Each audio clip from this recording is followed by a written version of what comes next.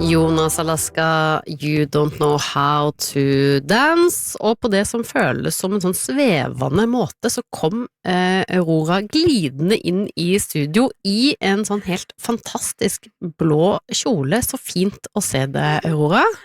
Så fint å se dere også. Altså, vi jo vant til at folk kanskje ikke bruker så mye tid på å pynte seg før de skal på radio, som de kanskje gjør før de skal på TV, så vi føler oss spesielt bære over at du har pynta det. Ja. Men du en sånn type som liksom liker å se for seg hverdagen som en rød løper når man har overskudd til det? Jeg går i kjole, i ballkjole ofte. Ja. Jeg går i kjole hver dag, jeg. Ja. Jeg har jo ikke noe annet. Jeg har jo bare kjoler på en måte. Ja. Men jeg elsker å gå i kjoler. Og det jo behagelig også. Ja, ja. Det nydelig. Absolutt. Og så det sånn, ja, jeg liker det veldig godt, og så har jeg, det på en måte bare det jeg har ikke bukse. Nei. Det fordi at en bukse føles begrensende? Ja, jeg tror det. Ja. Og så bare liker jeg altså alle sitt liv jo som sin egen film, der vi burde være hovedrollen i vår egen film. Om ikke du det, så burde du tenke litt mer på deg selv, og bære deg selv litt høyere. For det så viktig å vite at du hovedrollen i ditt eget liv, tenke på deg selv også. Men ja, jeg liker å gå i kjoler. Det føles som en drøm. Vet du hva, det var en god tanke. Det skal jeg prøve å leve etter i større grad, og se for meg selv som i hovedrollen på min egen film. Jeg tenkte det samme, fordi jeg jo en av de kjedelige hverdagsmenneskene som, nei, det mandag, det tungt å dra det i gang. Og så begynner det på en måte antrekksmessig og sånn, nede på -10 på mandag. Og så topper man det kanskje på lørdagen. Ja. Neste mandag, Aurora, Ja. da skal det bli andre boller. Ja, andre boller. Ja. Da har vi en plan. Ja, noen skikkelig luksusboller. En veldig god, skikkelig luksus, veldig vakker bolle. Rett og slett. Du, Aurora, det føles som det har skjedd ekstremt mye siden sist vi snakket sammen, og det har det jo på alle mulige måter. Apropos liksom det der med å pynte seg i kjole og sånn, vi er jo en hel verden nå som plutselig vant til å gå med joggebukse i 1,5 år i strekk. Hvordan har pandemien vært for deg? Sånn utenom det å åpenbare at selvfølgelig det har vært skummelt, og man redd fordi man glad i, og man har mistet folk, og så å bære, man bærer jo alle, jeg tror vi alle bærer litt den sorgen og frykten og verden har følt på da, veldig hardt, og det har vært veldig hardt å se, så har man følt seg hjelpeløs, man kan ikke fikse det, og det jo helt grusomt, det folk har vært gjennom, men rent personlig så har vært kjempeheldig, og vi jo heldige her i Norge uansett, men jeg har kost meg. Jeg har nytt å ikke ha kontroll over at jeg må slappe mer av, jeg må være mer hjemme, jeg må være mer inne. Jeg har likt det veldig godt. Ja, jeg har det.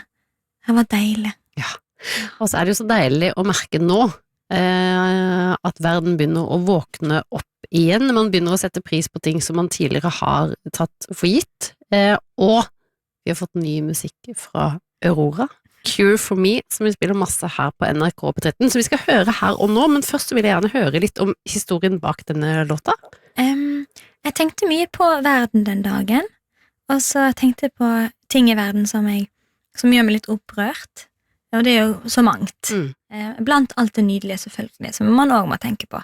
Men jeg tenkte på det med retten til å elske, og at kjærlighet en så stor kraft, nydelig kraft vi har i oss og rundt oss, og at det å bli elsket og å elske det eneste ekte gode tingene vi har på jord, som bare godt. Og at det dumt at det lov å ha homoterapi fortsatt her i Norge, og så mange andre land, og selvfølgelig homofobi, og det så mye vondt i kampen mot denne menneskerettigheten da, som å elske og så vil jeg lage en sang der man møter hat med håp. Det jo den beste måten å vinne over hat med, og at jeg ville lage en sang som til alle egentlig, som kan minne oss på at vi må huske å feire oss selv. Huske å si det høyt, at vi trenger ingen kur for den vi som mennesker, og den vi født som inni vår sjel, og det viktig. Rett og slett. Nå kjørte jeg i gang låta, for jeg trodde du var ferdig med å snakke, men du hadde så mye fint å si, så vi måtte bare, så det jeg skal gjøre nå, rett og slett å hente inn låta en gang til, sånn at vi kan starte den sånn på ordentlig. Rett og slett her og nå. Cure for me, altså dette her Aurora. Cure for me, det var Aurora som sitter sammen med oss i studio her og nå, og heldigvis Aurora, så kan det jo virke som at det nå i 2021 blir stadig enklere å forelske seg i den man forelsker seg i. Ja, det håper jeg. Ja. Og det jo valg snart, så du skal stemme. Det fint å tenke litt over hva de forskjellige partiene står for eksempel. Noen mer investert i denne menneskerettigheten enn andre. Absolutt. Du, Aurora, det har jo skjedd så mye siden sist, som vi må bare sånn kjapt innom, fordi altså, du har jo fått både liksom denne nye hitten med Cure for me, samtidig som Runaway har blitt helt enorm, blant annet på grunn av TikTok. Altså, hvordan det for deg å kjenne denne enorme interessen for en låt som tross alt, i hvert fall i din diskografi, ganske gammel? Nei, jeg må innrømme at jeg tenker ikke så mye på det, egentlig. Dagen Runaway forlot mitt hjerte når jeg skrev den. Siden den dagen har ikke jeg følt noe ansvar eller sorg eller glede på vegne av den sangen. Nei. Den lever på en måte sitt eget liv. Det som å godta at barnet ditt vokser opp og hører verden til. Så det litt sånn jeg føler. Og så jeg veldig sånn, jeg vet ikke, alt så tilfeldig, det så abstrakt. Jeg skjønner ikke internett, og jeg skjønner ikke helt sånn, jeg skjønner ikke betydningen av det, tallene, det ikke mening. Nei. Så jeg bryr meg ikke så mye. Og så gir ikke det noe glede. Eller sånn. Nei, men det må jo gi en glede å vite at barnet ditt ute i verden og gleder folk, og trøster de. Jo, det fint, men det merker ikke man når man sitter hjemme. Nei. Du sitter ikke og teller antall avspillinger og sånne ting? Nei, jeg gjør ikke det. Tenk for et trist liv. Det et trist liv. Jeg tenker på det hele tiden. Og så det veldig sånn, nei, jeg vet ikke, jeg bare synes min hjerne da klarer ikke å forstå at det har betydning. Nei. Jeg vet at det gjør at jeg kan leve av det, og jeg skjønner at det bra, og at jo da, men i nuet så har det ingen betydning. Og så virker det som om at det presset og sånn, de som mest, eller de største i verden, det virker som at det har mye vondt også med seg. Så det ikke noe jeg målbevisst om å ha. Nei. Jeg synes livet veldig godt nok i seg selv. Når du bare får leve det i fred, og de små tingene gir så mye mer glede da. Så jeg liker alt som hjelper meg å heller fokusere på de små, gode tingene som rett foran nesen din, enn alt det der store. Ja.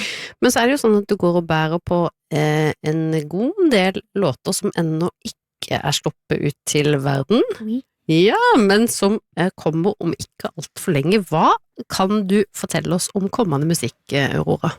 Ja, jeg kommer ut med en ny plate. Ja. Sånn som sikkert alle artistene i hele verden. Vi har alle hatt god tid til å lage et album, så det har vi alle gjort. Vi skal alle gi ut disse albumene. Eller til neste år. Så jeg jo en av kjempemange som skal det, som hadde den gode ideen. Ja. Men jo, et nytt album. Det et veldig rart album. Det veldig annerledes enn det jeg har gjort før. Gøy. Men det veldig i kontakt med veldig ekte ting.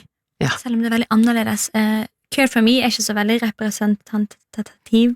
Nei. Det ordet, jeg klarer ikke å si det. Til hvordan albumet høres ut. Men det veldig i kontakt med lekenheten i det. Ja. Det på en måte et album som stemmer veldig med min personlighet, på en måte. Jeg har veldig mye alvorlig musikk. Jeg tar jo musikk så alvorlig. Ja. Oppgaven musikk har, og jeg veldig sånn ærbødig og alvorlig i min musikk alltid. Ja. Men nå har jeg tenkt litt at jeg må bare leke litt mer, og være litt mer leken, for jeg jo veldig leken som kvinne og som menneske. Det har vært veldig gøy, men et veldig rart album, om mange ting. Lys og mørkt, og om menneskets historie, og hvor mye vi glemmer og husker. Kommer allerede veldig tidlig i 2022. En fin måte å starte året på. Jeg føler at 2022 blir et så viktig år for oss, så det å kunne starte med et brak eller et vennlig en vennlig klem, altså på hvordan enn dette albumet vil møte oss, så det så utrolig deilig. Jeg legger merke til at det ganske mange som har lagt release-dato av albumet sitt, som de har gått og ruget på så lenge, til tidlig i 2022, så jeg føler at det blir liksom året hvor alt eksploderer. Ja, jeg tror det.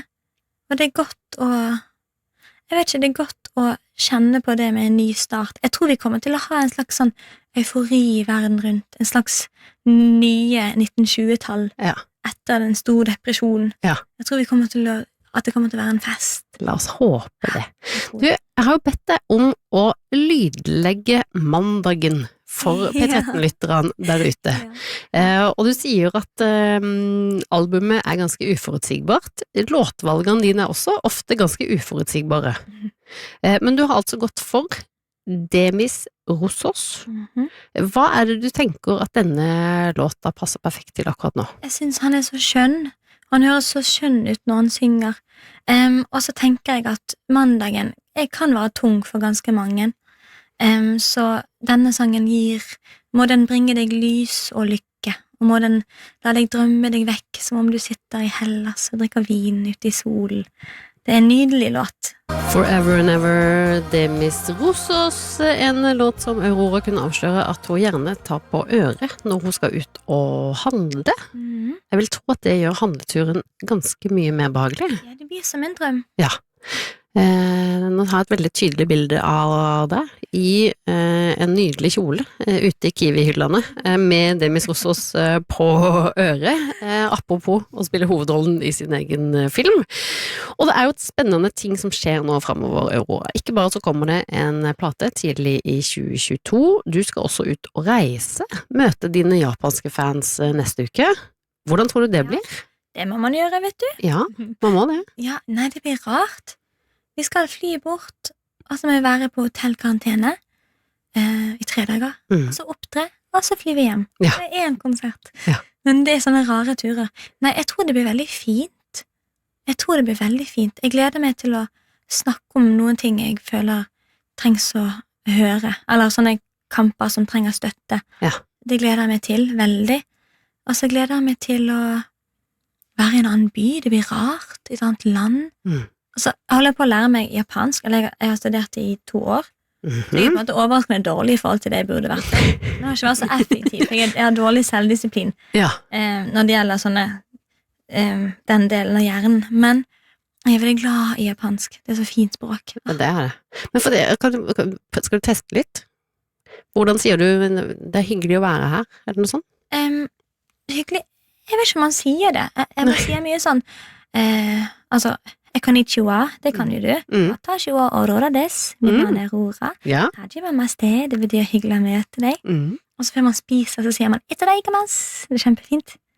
Det veldig fint. Det bare et nydelig språk. Og så ser jeg mye anime da, så det blir jo lett å mimere ordlyden i det. Det kler deg egentlig ganske godt også, tør jeg påstå. Men du, så det jo også, du sa noe veldig klokt mens vi hørte på låta di i stad, det der med at vi nå går inn i en ganske sånn gylden periode, som du føler at det viktig å ha fokus på å nyte. Kan ikke du forklare litt hva du mente med det? Jo, jeg føler at nå så går vi inn i den tiden før det skjer, før det smeller, som du sa, før verden på en måte veldig innstilt og klar for å nå tilbake til sånn som man var før. Og noe av det var jo veldig godt, noe av det vi drev med, og noe var ikke så godt for oss sånn egentlig. Så jeg tror virkelig det en gyllen tid nå fremover, litt før det åpner seg, litt før smellet skjer da, men at vi får oppleve det med håp om at det blir bedre, og at ting åpner seg igjen. Det jo første gang vi føler på det.